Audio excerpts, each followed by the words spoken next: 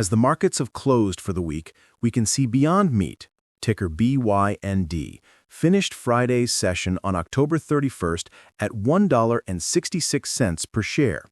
It saw a fractional gain in the main session and a tiny bump after hours, but this relative calm betrays the sheer chaos that has defined the stock for the past 3 weeks. Many traders looking at this name right now are doing so under the belief that this is the next great short squeeze, a battleground stock with trapped bears and explosive potential. The expectation is that, with reported short interest figures recently topping 80%, this is a powder keg waiting for a match. But the reality is that the match has already been lit. The explosion has already happened, and many retail investors may have arrived holding a fuse that's already connected to a massive pile of newly issued shares. The story of Beyond Meat's recent surge from 50 cents to over $7 and its subsequent crash back to these levels isn't the simple retail versus hedge fund narrative it appears to be. It's a far more complex and cautionary tale about dilution, misinformation, and the critical importance of reading the fine print during a period of market frenzy. What happened here was less of a traditional squeeze and more of a liquidity event for the company's creditors, who were more than happy to sell their newly acquired shares into the retail-driven momentum. Let's unwind this because the action has been truly staggering. In mid-October, this stock went parabolic, fueled by chatter on social media platforms like Reddit and X and its inclusion in meme-focused exchange-traded funds. The volume was astronomical, at one point exceeding 470 million shares in a single day, compared to an average in the low tens of millions. The borrow fee rates, which is the interest rate short sellers must pay to borrow the stock, went stratospheric. Data showed rates climbing from single digits to well over 100%, and at one point peaking near 130%. This is a clear signal of intense demand to short the stock and a scarcity of available shares. Furthermore, Beyond Meat landed on the NASDAQ Regulation SHO threshold list. A stock gets on this list when it has a significant number of fails to deliver, or FTDs, for 5 consecutive settlement days. In simple terms, it means sellers, including short sellers, were failing to actually deliver the shares they had sold, a hallmark of extreme market stress and a potential component of squeeze pressure. The most recent public data from the end of September, which is always delayed, showed a massive 8.7 million shares had failed to deliver. All these signals, the price, the volume, the borrow rates, the FTD list, screamed that a massive squeeze was underway. But here is the reality that was buried beneath the hype. The entire premise of an 80% plus short interest was built on stale data. Just before this rally ignited, Beyond Meat completed a critical company-saving financial maneuver. It executed a debt-for-equity swap.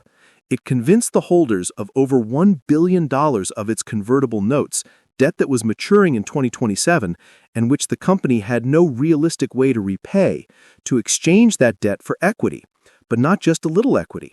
The company authorized the issuance of up to 326 million new shares. To put that in perspective, Beyond Meat only had about 76 million shares outstanding before this deal. This single move increased the total share count by more than 5-fold, or over 500%. The float, which is the number of shares available for public trading, exploded. Therefore, while the number of shares shorted might have been high, the percentage of the float that was short collapsed overnight. The most recent data, which accounts for this new massive float, puts the short interest not at 80%, but closer to 10 or 14%. It is still high, but it is not the generational squeeze setup that was being promoted. So what really happened? Those former bondholders, many of them large institutions, received their 326 million new shares on or around October 15th. A lockup period expired on October 16th. And what happened right after? The stock began its meteoric rise, fueled by retail investors who were looking at the old, incorrect short interest data. Those former bondholders who just swapped debt they thought might be worthless for a stock that was suddenly flying had a golden opportunity. And the filings show that's exactly what they did. Major holders like D.E. Shaw and Wolverine, who were part of the swap, began immediately selling their new shares into the rally, locking in gains. This wasn't a squeeze of short sellers, it was a liquidation by former creditors. The retail army was, in effect, providing the exit liquidity for the very institutions they believed they were fighting. This is why it's so critical for any trader to not just look at a headline short interest number on a website, but to check a company's SEC filings for any recent 8K or 10Q reports that mention changes to the share structure. That simple check would have revealed the dilution and changed the entire thesis. With the squeeze that was not now in the rearview mirror, the borrow fee rates have collapsed back down to single digits, and the stock price is reflecting the sober, fundamental reality of the business, and that reality is, unfortunately, just as grim as the short sellers originally believed. The company is set to report its full third-quarter financials on November 4th. They have already released preliminary numbers, and they are not good. Revenue is expected to be around $70 million, a 13% decline from the same period last year. The plant-based meat category itself is struggling immensely with weak category demand, as the company puts it. Consumers, pinched by inflation, are trading down from premium-priced plant-based alternatives back to conventional meat, which is now often cheaper. Beyond Meat's gross margins are forecast to be a razor-thin 10 to 11%, and that's before a material non-cash impairment charge the company has warned it will have to take. This means they're writing down the value of their assets, essentially admitting that parts of their business are worth less than they previously claimed. This is the fundamental picture that short sellers were betting against: a company with declining sales, no profits, weak margins, and intense competition in a shrinking market. The company itself is a pioneer. Beyond Meat was one of the first to create plant-based meat substitutes that closely mimic the taste and texture of real beef, pork, and chicken. Their products are in grocery stores and restaurant chains around the world. The initial public offering in 2019 was one of the most successful of its time, with the stock soaring from its $25 IPO price to an all-time high above $230 per share. The expectation was that this company would fundamentally alter global food consumption, but that expectation has met a harsh reality. The partnerships with fast food giants like McDonald's for the McPlant burger have been scaled back or discontinued in many markets. The company is pulling back its operations in China. It has gone through multiple rounds of layoffs to cut costs. The recent debt swap, while saving it from an impending bankruptcy in 2027, has come at the cost of eviscerating the value for all existing shareholders through that 500% plus dilution. Institutional ownership has cratered to under 10%, while the general public, many of whom may have bought during the recent frenzy, now owns over 80% of the company. So, where does Beyond Meat go from this $1.66 closing price?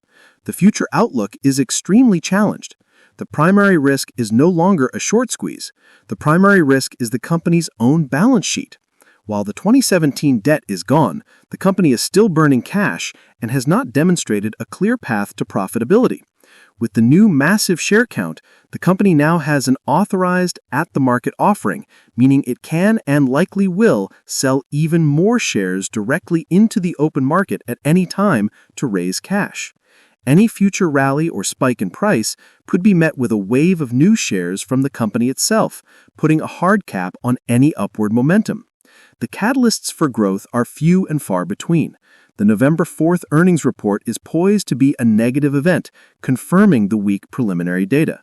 The only bull case here is not based on fundamentals, but on the hope that this stock can once again capture the imagination of the meme stock crowd and ignite another speculative short-term rally. This is a high-risk gamble, not an investment.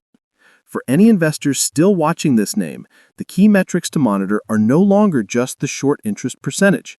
You need to watch the daily volume, the borrow fee rates from a live data provider, and any new SEC filings from the company that signal more share sales. You also must listen closely to the earnings call on November 4th for any update on cash burn and whether the decline in consumer demand is slowing, stabilizing, or accelerating. The analyst community has already rendered its verdict. The consensus is a sell, with price targets from major banks like Mizuho and TD Cowen at $1.50 and 80 cents respectively. reflecting the new, diluted reality. This is a stock whose expectation as a cultural phenomenon has been completely detached from its reality as a struggling business. Comment below with your own take. Do you think Beyond Meat can ever recover its brand momentum, or was the plant-based peak already hit? Ultimately, the story of Beyond Meat in October 2025 is a masterclass in modern market dynamics. It shows how a narrative, even one built on out-of-date information, can temporarily overwhelm fundamentals. But it also shows that fundamentals, especially a five-fold increase in the supply of shares, will almost always win in the end. The expectation was a short squeeze. The reality was that the rocket was being dismantled for parts and sold off by the company's own creditors. The disconnect between those two narratives is what created one of the most volatile and dangerous trading environments of the year, leaving the stock back where it started, but with a fundamentally broke